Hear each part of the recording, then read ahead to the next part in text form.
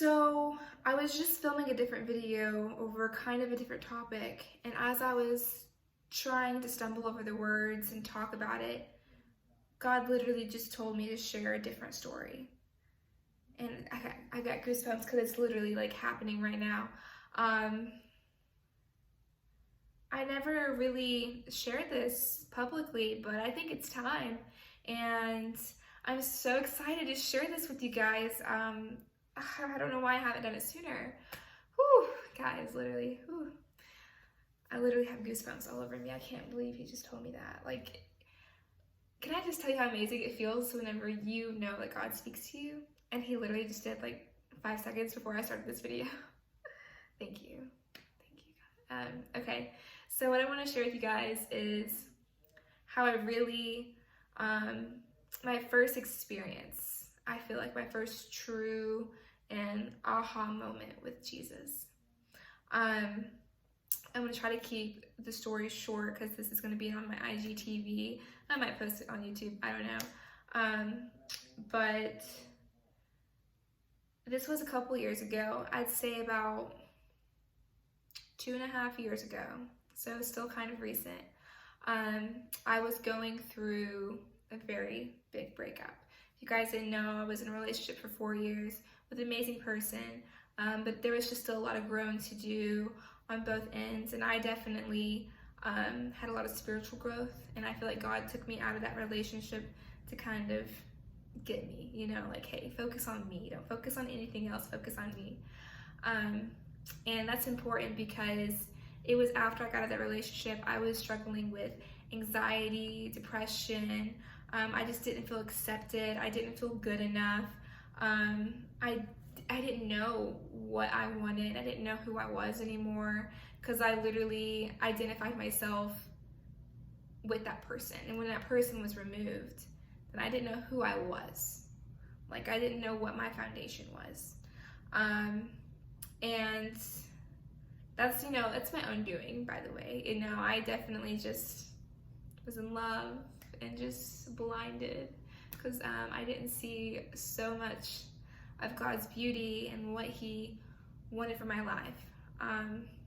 I remember before the relationship ended, I prayed, and I was happy. Like, everything was good. Like, there was no like fights or anything. I was so happy. And I remember praying that summer before I went back to school. I was just like, you know, God, my life is so good right now. Like, thank you so much for it. And I was just like, but you know, God, I just feel like I'm not as close to you as I would like. And so I just wanted to really, even though everything's beautiful and perfect in my life right now, God, whatever it takes to get closer to you, whatever it takes to live out the purpose you have for me, I surrender. And I prayed that surrender prayer, and I really didn't think much of it, but I really just loved Jesus so much, and I just wanted to feel more of his heart. Even though I was so perfectly happy, I just still wasn't right where I wanted to be because I knew that I could have been closer with Jesus. And very, very quickly after I prayed that prayer, like a month or two, literally, it was just like, boom, this made you happy? I'm taking it. Boom, this made you happy? I'm taking it. Oh, the one thing you're so happy about that you identify yourself with, guess what? I'm taking it. And I literally went numb. And I did not know how to feel. And everything that I identified myself with, it was gone. And I didn't know who I was. I was so lost. And that just, lots of it, emotional battles, spiritual battles. I can remember, it's like right now I'm having these like crazy flashbacks of what I went through. But there is beauty in the chaos because it was those dark times that I really started feeling the Lord. I got involved in a college ministry called Cru, and I really just started praying a lot more, surrounding myself with godly people that could help me, guide me, started opening up and just, you know, praying. But I'm not gonna lie, I got to a point where I got mad at God. I got so mad. And I was like, dear Jesus, I literally was just like, I need you to come to me. Like, like you did with Moses, like a burning bush. I was like, I know you're here. I know you, I was like, but I just need that, God, please. I was like, I don't know what to do. I need a sign. Like, I know I shouldn't ask. I know I shouldn't ask for amazing things and miracles to happen and for you to show me, because I just should have that faith. But at that point, I wasn't strong enough. So I had to ask, and he knew I needed it.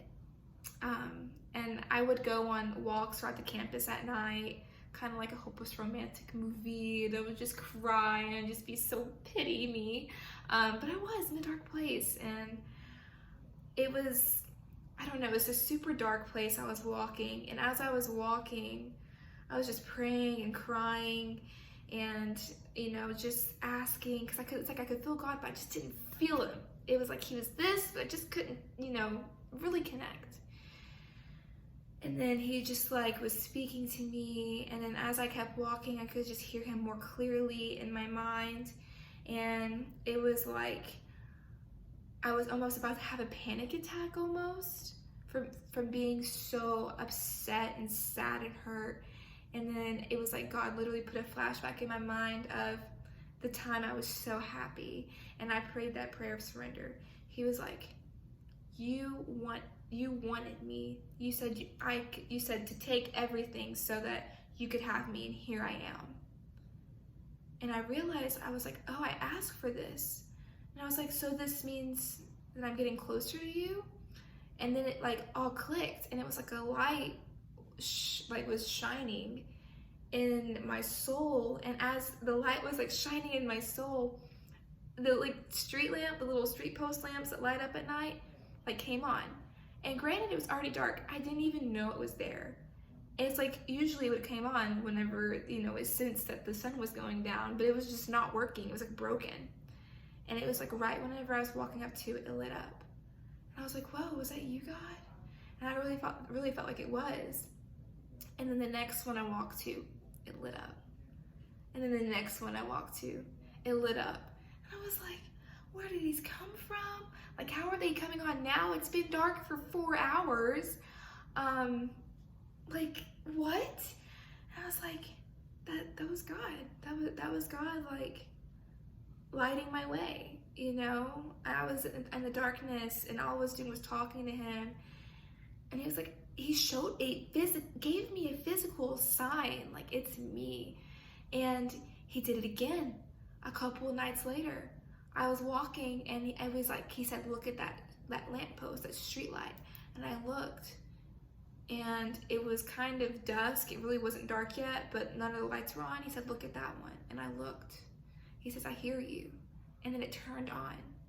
I was like, well, like I get goosebumps right now thinking about it. And so like that doesn't happen a lot, but whenever I am like in super like deep dark times and I'm just in prayer, it never fails that sometimes a street lamp will either turn off at a weird time or turn on. And I just feel like that's like God being like, hey, what's up, Caitlin? Like, that's me. You know, I don't know. It's like crazy, like through a lamppost. But God spoke to me through a lamppost. And I just think it's the coolest thing ever. And I could go into so much detail about that story, but the moral of the story is pray. And you pray so hard that you literally think you're about to go crazy, because God hears you. And I prayed whenever I was happy. I prayed good, perfect prayers.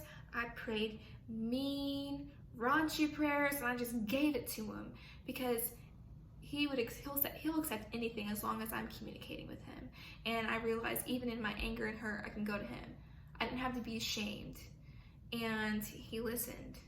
And as I kept just having faith and praying, he gave me what I needed, and he took away what I didn't, even whenever it was something I thought I needed.